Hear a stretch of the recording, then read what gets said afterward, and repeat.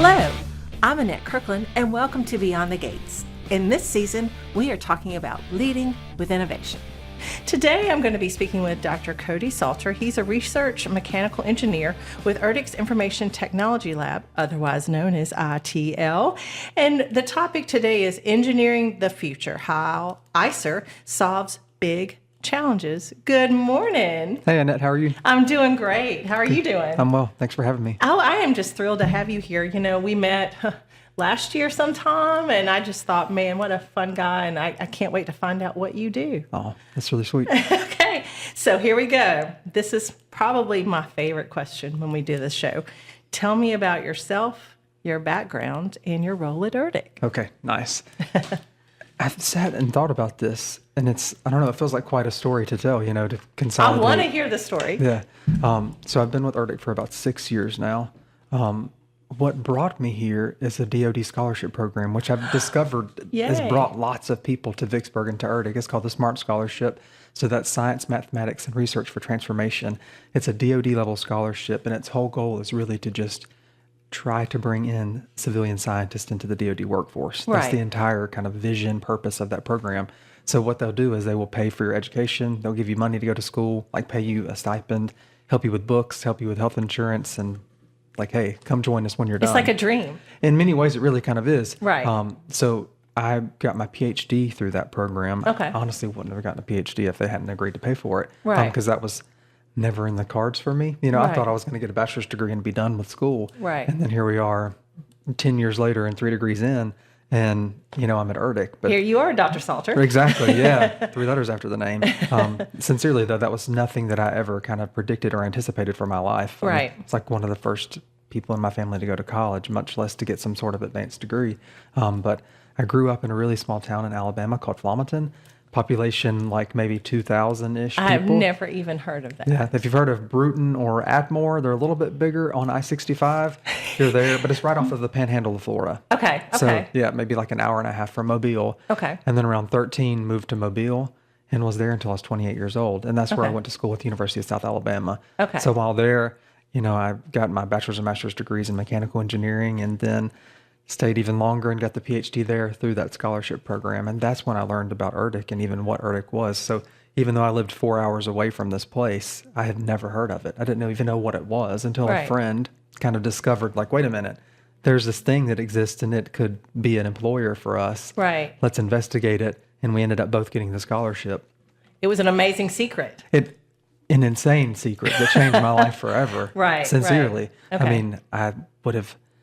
It's so interesting when I was thinking about getting my PhD, the thing that I wanted to do, there were two pieces of it or motivators. Number Right. one, I would love to teach one day because I just love that interaction with students and the idea of, I don't know, purpose and mission are very important to me. Right, They right. bring me fulfillment. Awesome. And hence why I'm at ERDC, right? Right, right. Because that's such like an undercurrent, I think, for most people that work at ERDC. But I also, for whatever reason, wanted to work for the government, and I have no idea why. And maybe in the back of my brain, I knew that there was some sort of mission orientation that came with working for the government or the federal Right. government in some way. But yeah, I don't know. I don't feel like I answered your question at all, but that's kind of a little bit about me in some ways. You did, Yeah. because too, I mean, and our listeners might get tired of hearing me say this, but they witness it every time I interview someone that's sitting in that chair, because the passion for what you do and how you live your life, it just comes through the microphone, and people Yeah. know it. And that's the thing, is that people are destined to be where they are. I mean, Sure. that is what I believe. I don't know what anybody else believes, but I believe that you are destined to be where you are. That finds you in some way. Exactly. It really does. Exactly. And you also asked me what I do at ERDC. Right. Right. So here's your role. Exactly. This is a very difficult question to answer. And I'm going to get into that more, I think, with some of our other questions. Right. But something I always tell people is that I add like structure and order to complexity and chaos. Ooh. That's what I do. I wonder how many people do that at ERDC. Probably a lot of people. Right. But that's what I've been trained to do. Okay. I really feel like, and if I had to say what systems engineering is, which is what I am, Right. that's kind of what I would tell people. We have very systematic methods and techniques for adding structure to things that are inherently complex and chaotic. Right. That's kind of like what we do. Okay. We sit in between, right? And it's weird. I can see the look on your face. It's odd. It's not traditional. We're not traditional engineers, right? Right. Our specialty is generality, Okay. which is really difficult when you work at ERDC. Right. Because ERDC prizes specialty. They want specialists. But my specialty is to be general, right? So it's weird. Like, how do you succeed in an environment that prizes specialty? That's a question I'm trying to answer every day. Every right? day. But I don't know. That's the simplest way. Like, what do? I do add structure and order to things that are inherently chaotic and complex, Okay. Which didn't tell you anything. That's a lot to put on a business card, though. Yeah, it is. But I guess my technical title is research mechanical engineer because Right. that's what most of my degrees are in. And there's not a technical title for systems engineer in the DoD. Like, that doesn't exist from what I understand. Right. And that was the closest thing to kind of capture me based on my qualifications. Okay. But yeah, work on a variety of different things, which I know we'll get into. Right. But I think the thing that you'll see that underpins a lot of what our group does is we support decision making. That's kind of like the period. That's Right. what we do. All of our techniques, all of our methods, all of our work, it's supporting decision making. And it could be at any point along the life of a system, at its birth, infancy, all the way to its death. Okay. We are there through all of it, right? Okay. I don't know. I hope that answers your No, question. it absolutely did. Yeah. It absolutely did. And like I said, you can tell that number one question is my favorite. Right. Because it dives into who you are. Right. I do want to add one more thing to that. Okay, I'm thinking. please. I'm also a musician. And you Did will I know that? I don't think I knew that. Yeah, you'll see how that maybe colors the way that I answer questions. Okay. 'Cause for me, engineering is a lot of art too. Like, I have to be able to communicate what I'm doing. Engineers have to be storytellers or they won't succeed. Absolutely. No, that's what we're doing right now, right? Hopefully I'm going to tell a coherent story by the end of this. What instrument do you play? That's a loaded question. Oh, right? Lord. Okay. So I would say trumpet is my primary thing. That's what I Okay. was classically trained to do. But then along the way, you pick up other skills and things. Right. So I sing a lot as well. That's probably, if I had to say what my favorite thing is, that's Okay. it. Really? Absolutely, yeah. Okay, this is I going to love be a it. sidebar after the show. Okay, yeah. And then just a little bit of piano. Okay. Nothing, I'm not too good at that. But yeah, I play with a band in town. But again, you will see how that has completely transformed and colored my life and who I am, is my Right. involvement with music. When I was at university, Well, that opens you up. it does. It opens your brain up. I Definitely. mean, that's a lot. Yeah, it taught me how to talk to people, I think. Really? And how to just meet people and connect with them really quickly. Okay. Which is so useful at ERDC now. Absolutely. So, yeah, that's Absolutely. probably the parts of my personality that drew me to you initially Okay. would have been the things that I learned through music, So, Really? yeah, it's not the engineering parts of me. They can be boring, boring and orderly. But, yeah. Well, very cool. See, I love this. I loved getting to know you like Yeah. this. Okay, so now we're going to dive a little bit more. Can you explain what systems engineering is and why it's so important? Definitely. This is a hard question. And frankly, it is one that You're welcome. Exactly. I'm going to say that every time you ask a question. Okay. Yep. But this is a question that I think I struggle to answer every day of my life at ERDC, right? Okay. Because what I found is no one knows what systems engineering is. What? So then how do you go about marketing or helping other people understand what it is that you truly do? Right. Right. This is something that we face every single day. I wrote down 3 different definitions and I want to walk through them all. Oh, please. I know. I'm ridiculous, but I literally, I'm like Fred Flintstone from my desk to my bookcase, grabbed a book and was like, what does this textbook from school Right. say about what systems engineering is? Because it's broad and it's weird. It's not like the other disciplines. So Okay. I wanted to reference something Okay, just to say. absolutely. So definition number 1 is big, nebulous, not very helpful, but it is kind of helpful in one way. Okay. So it says systems engineering is an interdisciplinary approach and means to enable the realization of successful systems. What does that say? To me, not a lot. It's Right. not giving me a lot of... It's very general. It's very general. Okay. But there's one piece of it that's super helpful, and it's this idea of it being very interdisciplinary. Again, I said we are generalists, Right. We have to know a little about a lot. So we're bringing together, better said, all of the different disciplines to achieve a mission. Okay. Right. That's maybe the core thing that's saying to me that's super, super important, interdisciplinary. Number 2, this one says that systems engineering is a transdisciplinary and integrative approach to enable the successful realization, use, and retirement of engineered systems utilizing scientific, technological, and management methods. That one says a whole lot more. It does. Let's break it down. Okay. So again, you see this idea of interdisciplinary or transdisciplinary. Again, we're bringing in all the different pieces and parts together.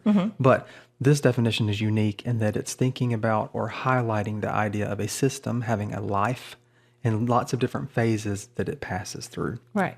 So in the definition, it talks about realization, use, and retirement. So if you think about that in terms of your car, someone had to realize that thing. They had to build it, right? They had to design it from the ground up.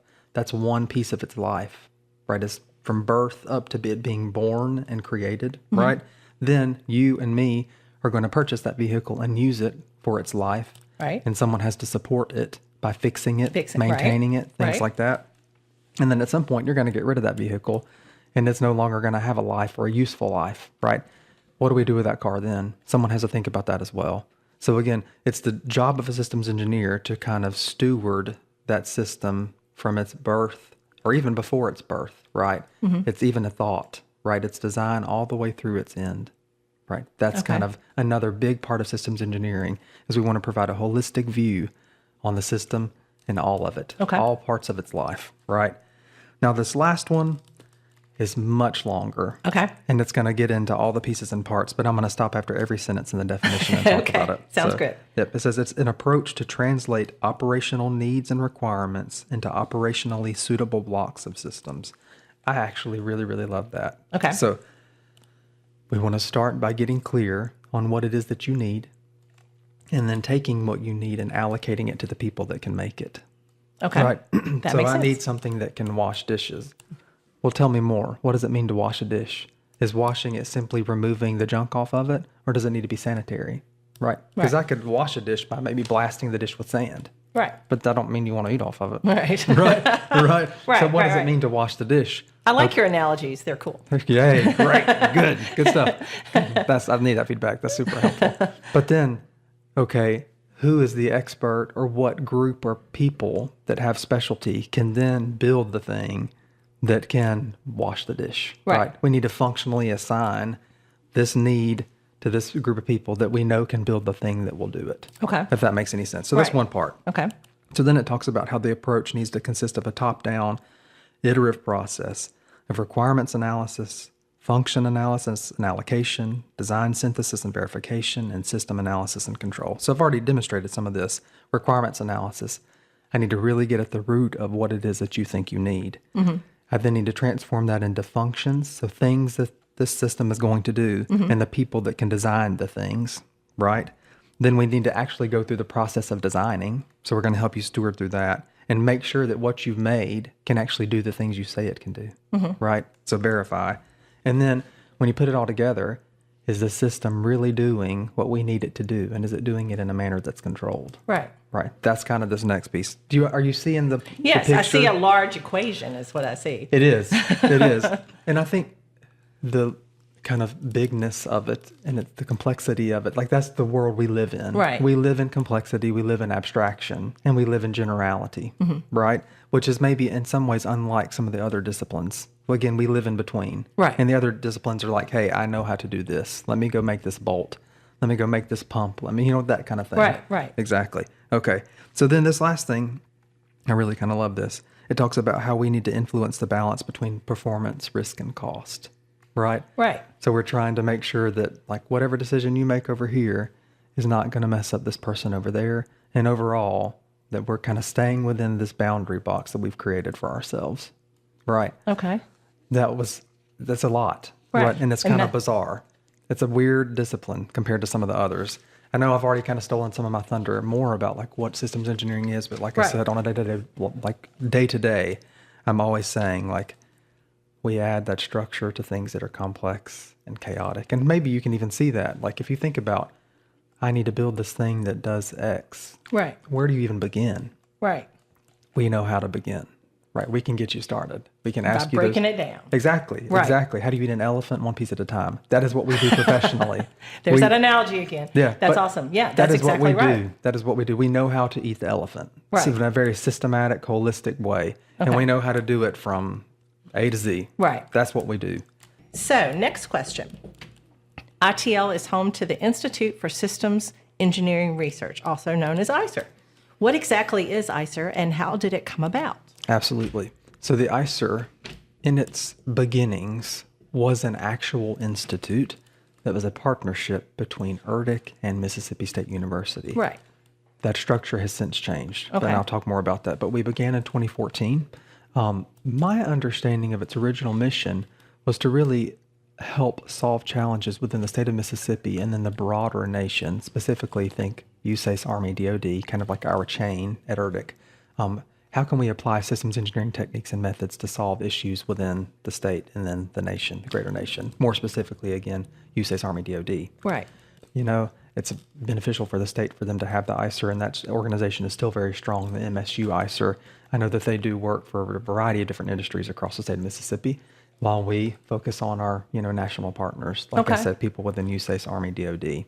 So what is ISER now? I will say that ISER is going to change and become the Systems Engineering Research Branch. So it's no longer going to be, we are no longer going to be this institute. We will be a branch within ITL. We actually technically already are. Okay. But our name is going to change just to help mitigate some of the confusion. Yeah, like instead of knowing it's not the same. Exactly. Right. Why are there these two things called the same thing, but they're different? That Right. will no longer exist soon. So we'll be the SERB, Systems Engineering Research Branch. Okay. Right. And again, we're just a collection of systems engineers, industrial engineers, and operations research analysts that want to target the nation's biggest kind of systems engineering, industrial engineering, operations research problems. Okay. So again, you'll see us work for a variety of different clients across the entire DoD. Right. We've done work with the Treasury Department, USACE, all sorts of different people. We are not prejudiced. If you pay, we will come and play, right? I mean, so that's the truth. I mean, and that's another, I think, kind of unique attribute of the ISER is its newness. Right. Right? Because the organization in 2014 is not new, but it is in many ways in terms of like how long ERDC has been around, how long other branches in ITL or ERDC have been around. I mean, there are unique challenges and problems that are associated with being new. Right. Particularly, how do you fund yourself and how do you get your name out there? Right. Right. So we're scrappy, right? Excuse me. I mean, we're all the time out there trying to, drum up new work. Right. To get our name out there, to get out like what it is that we do, what it is that we are. Again, what is a systems engineer? Because people don't even know what you are and what you do. They're not going to know to come to you. And right? you got to show them what you can do. Absolutely. So yeah, I think that's kind of the ISER. Again, just a collection of people. Typically, our expertise is surrounding systems engineering, industrial engineering, and operations research. And we want to solve problems for USACE, Army, DOD broadly. Okay. Within those fields. Sounds great. So how does ISER help solve big, complex challenges for the Army and other agencies? So there we are. I know. This is a really tough question to kind of contemplate. And because my answer is not going to be revolutionary, right? You do the work. Right. You'll see just in the way that I described what systems engineering is, we're going to start with the need. Like, what is it that you think you really, really need? And we're going to work to get insanely clear on what that is. Right. Because oftentimes you'll see that people like to assume solutions and they don't get exactly clear on what it is the thing that people really, really need. And that right at the infancy of your problem is going to send you off into a direction that's not fruitful or maybe not delivering what the client really, really wants. Mm-hmm. So you'll see us, some people may be annoyed by it, but we're going to get very, very clear on what it is that you think that you really, really need. Right. And more than that, we want to make sure that there are ways to even test and confirm and verify that we can prove that we have delivered what it is that you need. That's a big tenet of systems engineering. I talked about that idea of verification, right? Right. So again, we're always going to start at the need. What is it the client really, really needs? And then you're going to see us really apply a very systematic process to deliver what it is that you need. And it's always going to be from a very holistic view, right? Right. That's, the core tenets of systems engineering. We want to think about it from A to Z. Every way you can look at it, we're going to turn it, flip it upside down, look at this thing. Okay. Really understand what it is that you need, and then just do the work. Do the work. So, yeah. Okay. So then ISER is on the cutting edge of newer research areas. Like, here's the very, very hot topic of artificial intelligence. Yes. And data automation. So what are some of the most exciting projects happening right now with your team? So this... I don't feel like I can answer this question without talking about ITL more broadly. Okay. Right? So that's okay then. Definitely. Because ISER, we're a cog in this machine, right? Mm-hmm. I would say that ITL is working to really apply this technology to a variety of different problem sets. So if we kind of look back a few months, maybe even a year now, year or two, when OpenAI released ChatGPT onto the world, I mean, idea was on the forefront of everyone's mind, right? This idea, what is Gen AI? What is a large language model? How can I use it? How's it going to transform the way I do work? Right. We were right there with the world, asking those same questions and thinking, okay, how can we apply this technology to problems that we see every day? How can we, put this or implement this within USACE to solve some of USACE's problems, that kind of thing. And make it a trusted technology. Definitely. Right. So really, very quickly, ITL was tasked to help develop an AI adoption strategy for the Corps of Engineers, which we did, and have since stood up like a tiger team so people can come to us and be like, okay, we see maybe AI could do or help us with this type of thing. What do you think? Can we do like a pilot and explore this and see? And we've done so many of those at this point that are now turning into more like reimbursable yearly projects that we're working on. A few notable ones would be that, I've talked about ChatGPT. Right. For those that don't know, that's generative AI, more specifically a large language model. So it's generating language based on a prompt that you've given it. So you ask it a question and then it responds with text that's hopefully rooted in truth, right? Right. And not some sort Hopefully. Exactly, hopefully. You have to be careful with that. It's called a hallucination when it doesn't do the right thing or gives you things that are false. That happens all the time. You'd be surprised. Because I'm interacting with this stuff almost daily now. It's a part of my daily work. Right. Is to interact with it and use it to help me be more efficient. But some notable things that we've done, we've used those technologies, specifically LLMs, large language models. So basically, there's an approach where you have your model and you can sit someone's data right next to that model to help optimize the model. And then they can ask the model questions and they will be rooted more in the truth of the data you set They next have to that it. reference. Right Exactly. there. It can use those references. It's like it's reading through a library that you've curated. Okay. Right? Right. And it can answer those questions based on what it learned through reading through your library that you curated for it. Okay. Right? We've done that for clients. Tons of people want that because I think people realize that knowledge management is difficult. Right. Right? Think about USACE. We have policies and documents, bulletins, all of these different things that float around. How do you know you're referencing the thing that's most up to date? Right? Right. Or to even find the thing to begin with? Some people, who knows? If you're newer to an organization that's as big and geographically dispersed and complex as USACE, good luck. It can be so difficult. Right. These types of technologies can really help you. If you can go to a computer screen and be like, hey, I need to know how to do this. I know Dr. Pittman always loved to ask us, get it to tell me about roller compacted concrete. Because that's I can't believe he asked that. That's what his dissertation was in, I believe. Right. So, and we would do that all the time. Like that was our demo for that project. And it would sit there and it would tell you everything that it had learned about it.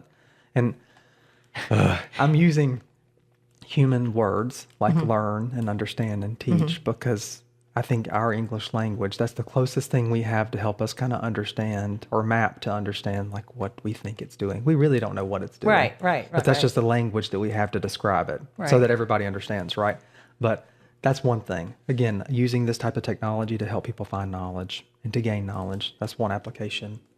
I know more recently, we've also tried to use this in more of like an emergency operations way.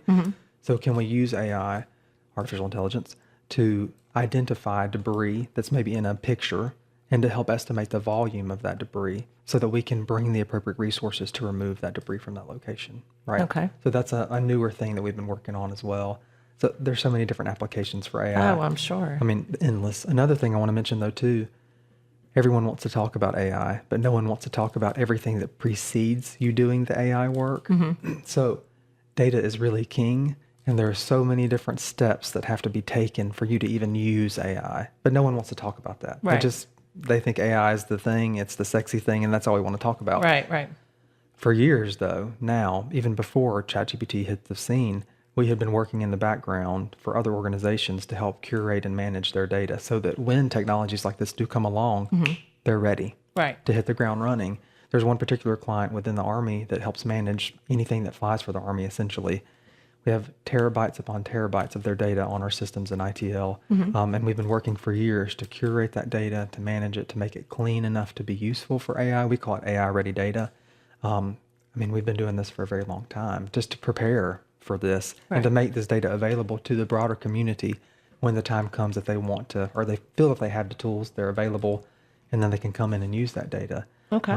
So yeah, we've been working in the space, maybe not doing AI exactly, but any kind of preparatory thing for quite a while. Wow. Quite a while. And we've been trying to apply kind of systems engineering techniques and technologies into that space. So again, you'll see me be a little bit more like process oriented. Some people aren't, right? So how can I take that process orientation and that holistic view of the world and apply it to this domain of data science? You can do it all the time. Right. So we've developed processes we quickly learned when working with other government organizations that transferring data between organizations is so difficult because it's mired with legality, right? It's a very complex process. And our data scientists were getting burned out on doing all of that and not getting to do the actual work. Right. They don't get to do the fun stuff. They had to spend all of their time cleaning data or just Taking it getting apart. it, just trying to get it from an organization. Right. That in and of itself can be so difficult because there are so many different agreements that have to be signed and no one really knew what the process was. Well, our people can come in. We did come in, interviewed all of our data scientists, learned what that process was, wrote it down. It's like, hey, if you need to do this again, here it is. So you know, you don't have to learn this. We've learned it for you. Just read this, right? That seems like a maybe minor thing. No, but it's education. It's helping people understand what a process is and what the steps they need to do to protect themselves and to protect that data and to protect our organization. Right. Right. So there's a lot here. There's so much here. There's so much. Yeah, it's endless. And it's only going to continue to grow. Absolutely. Yeah. And I think, ITL is positioned or postured to make a really big impact here. We headquarter the DoD's High Performance Computing Modernization Program, which means that people that work in ITL are in charge of any supercomputer that runs for the DoD. You need supercomputing, heavy compute, tons of storage to do AI. That uniquely positions us to be a huge contributor and an enabler of the application of this technology. And then not only that, we're strengthening our relationships with cloud vendors. Think Amazon, think Google, think Microsoft. Right. We work with those people a lot. So we're really kind of pushing in both spaces, cloud vendors and on-premise things like HPC. Okay. So yeah, there's tons of work. I could talk about this one for hours because I've been living in this space. We might have for to a make while. that like a part 2. Yeah, or definitely. part 3. Yeah, definitely. Because it's hot. It's a hot topic right now. Yes. And ITL is working hard to really kind of pioneer that. So, can you give us some real-world examples of how ISER's work improves decision-making for the military and other government agencies? Yes, absolutely. So this question may be one of the most important ones that you ask me today. Okay. And what's so funny, as I was preparing to talk to you today, it took me looking at these questions maybe 3 or 4 times for me to realize that this is the question that underpins everything that we do. Absolutely. Like, this is what the ISER does, 100%. And because I know the other questions you're asking me, if I can say that, you will see how every other answer I give you intertwines roots to this. Right. Like, this is the core of us, of what we do. And maybe it's bigger than the ISER. Maybe everyone in the ITL or ERDC does this, but this is so true of us. So question, how do we support decision making? This is my life every single day now. Like the project I'm going to talk to you about, I'm going to talk about it forever. It's called ASSET. It's the Assessment of Systems and Structures for Enterprise Trade-offs. What does that mean? We're the government. We like acronyms, right? Absolutely, every day. It's miserable sometimes. Miserable. So essentially, if you think about the Corps of Engineers, we have over $250 billion worth of assets scattered across the United States, the continental United States and other places, right? Hawaii, Alaska, that are performing some sort of function or mission to benefit people, right? Think waterways, think dams, locks, levees, navigation structures, so many different things, right? And water training structures, so many different things, bridges. How do you even possibly begin to prioritize all of the different maintenance activities that need to happen on those assets? Think about the sheer number of them and all their different places, their complexity, how big they are. How do you even begin to get clear on what it is that's most important to do and to fund it, right? If you think about some of these structures, they've been around for longer than I've been alive. They're getting older and older and older. They're getting more expensive to maintain and operate. And yet our budgets are not necessarily growing to meet that need. So then this idea of how do I even begin to prioritize maintenance activities becomes even more difficult as your budget stays the same, but the cost required or the money required to do all these things is getting bigger and bigger and bigger, right? So Congress has been kind of critical of the Corps in the past, saying like, hey, we want to better understand, like, how are you making these decisions? We need like a defensible, transparent process. And this is what our team has been working to do for literally as long as I've been at ERDC. I think I came August 6th of 2018, and I think this project hit my desk October right then. So I've been working this project ever since I started. So we are trying to apply decision science methods, particularly one called value modeling, to create these models that will prioritize maintenance work, a very specific kind of like swath of maintenance work for the Corps, to help them use data to say, hey, based on the data that we have that we collect about this asset, we think that this activity, we call it a work package, this maintenance activity should be the first thing you fund, followed by this, then this. So we give them a 1 to N ranking. We've worked now with 4 business lines at headquarters. So we've developed a model for the navigation business line, flood risk management business line, recreation and environmental stewardship. Okay. So again, our models are there to help that business line manager say, based on the data that I have, I think that this should go first, this should go second. But there's a huge but here. It is not here to replace the human's knowledge. Right. There are things about these systems that can't be quantified, right? There is knowledge that a human has about these systems and about like scheduling or the migration pattern of a bird or a turtle or like when they lay eggs. There are things that necessarily can't be quantified, and that's legitimate. Right. What I just said is legitimate. Like we have to think about those things in some of these activities.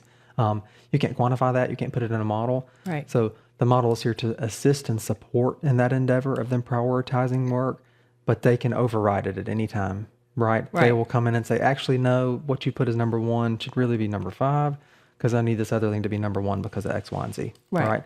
So it's there merely as a support mechanism. And we realized, someone said this to us and it blew my mind. They have 2 weeks to perform this activity at headquarters, and it's like they have to read The Lord of the Rings in 2 weeks. The full 3-book volume. I mean, just like the body armor. It's so thick. Right. They have to prioritize that much work in such a short period of time. It's probably one of the most stressful 2 weeks of their lives and their jobs. And it's hugely important, right? I mean, because we're talking about things that affect real people. No pressure, but lots of pressure. Definitely. Right. Absolutely. So that is what I work day in and day out. And I think that that's a pretty, apt description of how we're impacting decision making because it's helping them make the decision. It's a huge kind of data aggregation effort, collecting all the things in one place to make sure that people can kind of assess the situation and be like, hey, yes, we agree. This is really, really important. And it's important because of X, Y, and Z, right? We want this thing to be communicable. Right. Why'd you fund this? Well, we funded it because it's low condition and it's super important, right? Because if it's down, it'll take us as many days to fix. Or, if it's down, it causes this kind of economic disruption, right? Our models are looking at all that type of thing. But overall, it's really, what is the human using to make decisions? And let's put that in some sort of mathematical, quantifiable, and even almost automated way to help shorten that time to decision for them. Shorten. That's a very important word. It is. For a lot of things that we do. Absolutely. Definitely. And talking back to AI, right? That's what it's so good at. Absolutely. Right? It's efficiency, right? So Absolutely. it's going to turn one person into 5 because of the amount of things they can get done. That's crazy. It is. Okay, so could you explain what mission engineering is and how it's used to plan and prepare for future military operations? Definitely. So I'll be honest. This is a word that for me was hotter a few years ago, and I haven't heard it in a few years. Okay. And I don't know why, because it's super duper important. Right. But I don't hear it used as much anymore. So again, I had to Flintstone over to my bookshelf or to Google, and I wanted to look up what's a true definition of this so that I could provide it to people, because I didn't want to bias it or put something out there that was false. So if you Google it, the DoD definition of mission engineering is, they claim it to be, the deliberate planning, analyzing, organizing, and integrating of current and emerging operational and system capabilities to achieve desired warfighting effects. What does that mean? Right. We know that our military needs to do X. How do we create things to get us to X? Right. I think that's basically what it's saying. Exactly. Right. What's the mission? How do we complete it? What do we need to complete it? Right. That's it. It's any activity that's encompassed within that. That's huge. Right. Exactly. That's basically everything that ERDC does. everything that ERDC does, particularly within our military engineering portfolio, right? Any research that supports that portfolio, I think, falls right into this idea of mission engineering, right? Because we're trying to create these new capabilities that prepare our warfighter for that threat of X, the threat of 2040, the threat of 2050. Right. I know that the ISER specifically, we do help support that military engineering portfolio through some research that we do. So manned, unmanned teaming, like autonomous vehicles and robotics and things of that nature. But also ERDC lately for the past 2 and now 3 years this year has been hosting or co-hosting these focused excursion events. Right. Where we're really trying to understand, okay, here is the Army of 2040, 2045, 2050. We think that these will be the threats that we're going to be facing in that time frame. Okay, technology, science and technology, what do you have? Right. Like what can help us get there? And let's inform kind of like our requirements process and make sure that we have things in the pipe. Head of the game. Exactly. We got to be ahead of the game always, because many people don't understand that the kind of financial funding process for the DoD is years in advance, right? You have to be thinking of like 10, 20 years out, because that's how long it takes to make things, right? So that's maybe one kind of concrete way of how we're helping facilitate some of these discussions and capture notes and feedback and findings from those events and analyzing them using some AI techniques, right? To help people kind of capture and understand, this is what was said, this is what's important. Right. If you need to target something, target this, right? Because we think we're going to need that. Well, there you go. So how does ISER's work with modeling and simulation help leaders make better decisions? Right. Here we are again, right? Back to the side of decisions. And again, mission engineering is all about decisions too. Right. But with this one, I will admit this is a space that I don't work in as much. Okay. Which is... That's so interesting. Maybe I do work in it more than I think I do, actually, as I'm sitting here saying that. But as I was reviewing some content from some of my colleagues that work in this space more than me, it became really crystal clear and apparent to me that we do a few different things in this space. We make models, number one, okay? I would say that we help other people run and share their models, and we organize things as well. Okay. Again, you'll see that as a theme. We are organizers. Again, structure and order to chaos, right? That's what we do. So one of my colleagues helped create a model that would be like, let's say that we're defending this room here. The model would ask some questions like, okay, or help you answer some questions. Where should I put sensors around this room to detect threats? If a threat comes at me from this location, will my sensors pick it up? And then if it's this type of threat, like a drone, are my kind of defensive methodologies or equipment going to be able to face that thing? Interdict is the word that they would use. Like quell that, destroy it, get rid of it, right? And that model was designed to answer all those questions in specifically the Arctic. So think, Alaska, things like that. So again, if I have this space that I'm trying to defend, can I sense the things that are going to come at it? And then can I do something about them? The model was designed to help people understand that and to get clear on that. So again, we create models. That's one thing. We organize models and their data, right? So I do know that we had one effort that was looking to really create like an ontology to help people understand, like, these are the different models that we have. This is how you can discover them. I was actually even on a NATO working group that was doing the same exact thing. So can we create a framework whereby people can organize the models and simulations that they have, and by organizing them, understand their gaps? Like, if I know all these different categories of thing exist, but I've only got stuff in spot A and B, well, then what about spots C, D, E, F, G, A, all the others? If I can organize them, I can get really clear on where I don't have stuff, right? And that's what that whole working group with partners from across the world was looking to do. Again, if we can organize, we can identify gaps, right? Perfect. And then again, ITL, we're an enabler, right? So, in big time when it comes to computing and all that type of thing. We're also we have become like a node for some sort of modeling and simulation network where now people at ERDC can access certain models and simulations that may have not been available to them previously and share their data with a broader community. So I know that was a big effort spearheaded by people like Dr. Nikki Gerger at ERDC. She's really kind of like ITL's M&S expert in some ways, I would say, more from like a military perspective. But yeah, this is an area that I'm not as familiar with, but it's still fascinating. Right. And it's still, and frankly, it really kind of ties back into this mission engineering idea. Okay. But again, you'll see a model and simulation is just there to underpin a decision. Right. Right. Everything's about decisions. So, yeah. So, okay, so here we go. Smart installations are making military bases more efficient and secure. Right. What is ISER doing in this space, and how does that make a positive impact on our troops? Right. Again, we're going to be double whammied here on something that I'm less familiar with, actually. Right. Even though ERDC has entire areas dedicated to this. This Right. is just not where I sit oftentimes. But it's intriguing. It is intriguing. And it made me realize, like, our generality is on display in the various things that you've asked through this, like we're touching everything, Right. which is bizarre, and it makes it so hard to talk about. Like, Let me tell you, these questions were hard to form. that makes me feel really good. Okay, good. That I'm really glad. makes me feel good. Well, no, because answering them is difficult too. Okay, It yeah. really is, because I am but one person providing one perspective on this Right. really weird thing. Right. That is. I was the trying to touch ISER. all the bases. Oh, you did. Okay. Yeah, we're running around this field. Yeah, Okay. absolutely. Okay. But so I know that there are whole teams of people within our group that have worked on this problem specifically. The one thing that my brain is serving me in this moment is I know that they did, oddly, work with meteorologists. We're using technology to make this decision-making process more smart, more automated, so that we can make the appropriate decision quicker, right?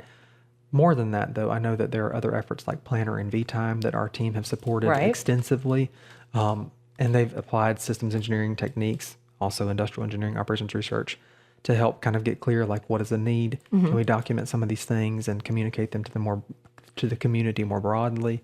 Again, I know less about this, but I know we're in the space for Right, sure. right. And there are people that would do a far better job talking about this one than me. Okay, For sure. okay. Yeah.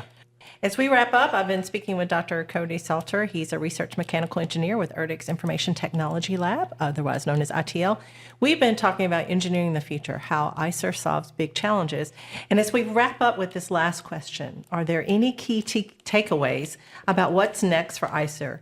Any exciting projects or breakthroughs on the horizon? This is a very difficult question, too. I think the thing I would want to leave people with through this discussion is that, like, very simply, we support decision making. Right. Like, that is really kind of at the heart of what we do.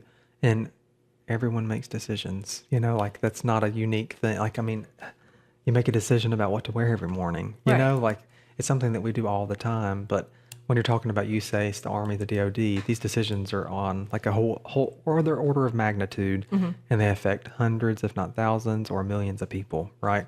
And we want to help with that. Right.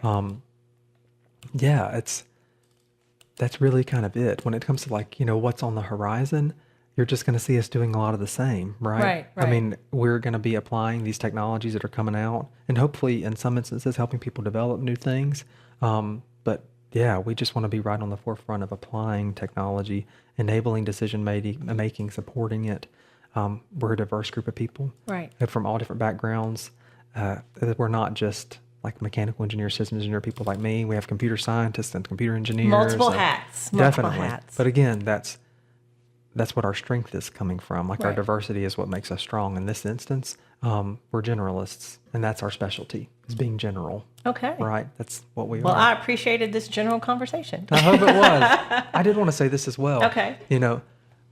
You could put 5 systems engineers in a room, and I bet we would all describe it differently, right? Right. So the perspective that's been shared today is mine, and it's a solo one, like a singular one, based on my singular experiences, Right. right? There are so many other ways to look at this, but it's a terrible saying, but like, there are, 10 different ways to skin a cat, right? Right. This is so true. This is so true. And Right. like, even, you could see if you as you're listening back to this and you listen to some of my responses in some areas, I'm but one person. Right. And you can tell, like, where I talked about asset, that's where or AI, those are the spaces I'm most comfortable in, because that's what I do work in. That's what you do. But that's not to say that those are the most important. Right. The smart installation or modeling and simulation, I know less about those, but they're equally as important. I just know less about them.